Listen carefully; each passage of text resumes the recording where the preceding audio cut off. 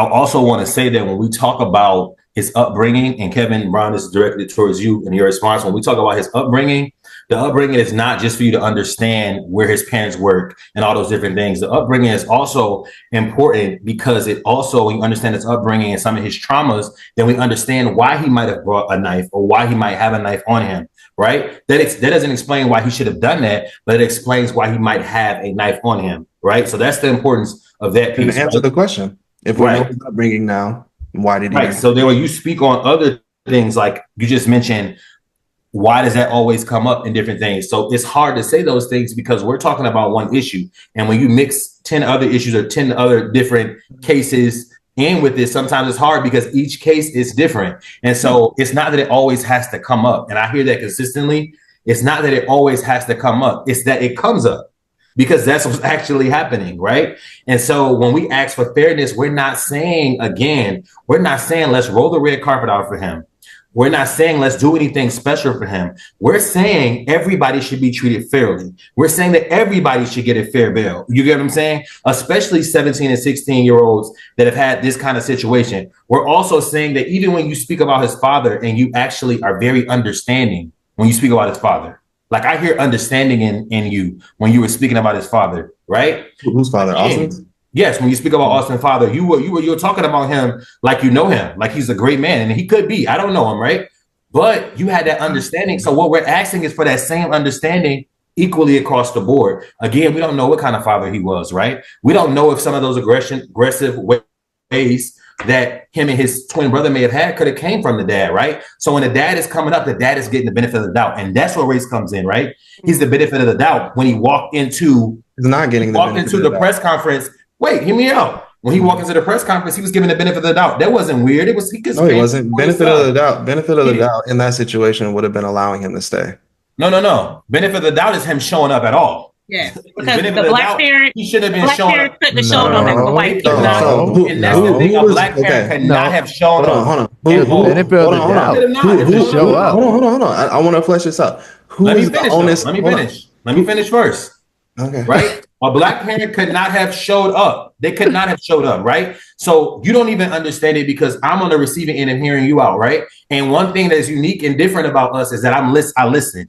I listen very well because I want to respond. So I'm going to listen. So what I hear in your voice consistently is understanding. What I hear in your voice consistently is fairness. And so when I'm talking to you, all I'm asking for is the same level of understanding, the same level of fairness that you're giving one side. You get what I'm saying? Because for all we know, we don't know. For all we know, Karmelo Anthony could be completely wrong. He could be all these things, right? So when you hear us talking, we're not saying he's black, he's right. That's not what we're saying. We're saying respectfulness. We're saying have fairness and understanding, right? Because again, I hear it in your voice for the dad.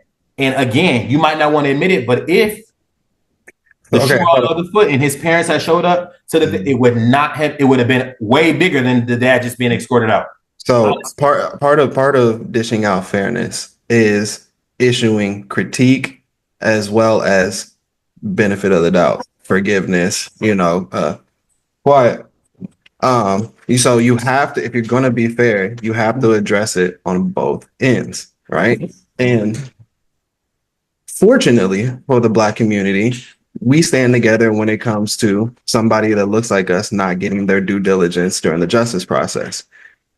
But because that's the mass, and that's how most of us approach it, it's weighted one way, and it's weighted towards benefit of the doubt.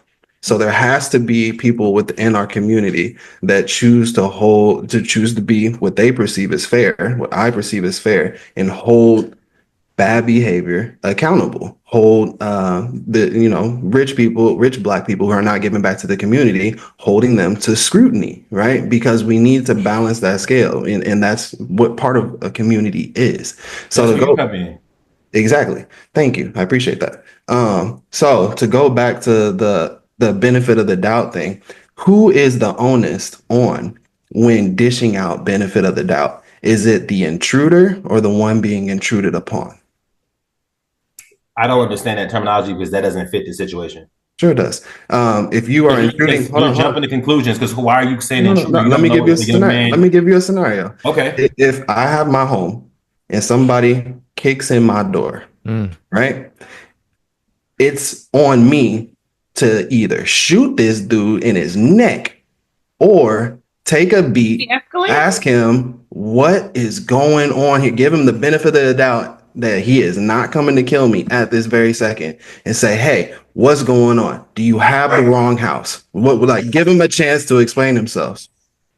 Different situation. Not no, it's a great parallel. Not a good example. So you have the intruder and the intruded upon. Like it's a dramatic scenario, but I can give him the benefit of the doubt. I'm not shooting him in between the eyes as soon as he kicks in my door and say, hey, hold on. I think you have the wrong house. What's going on?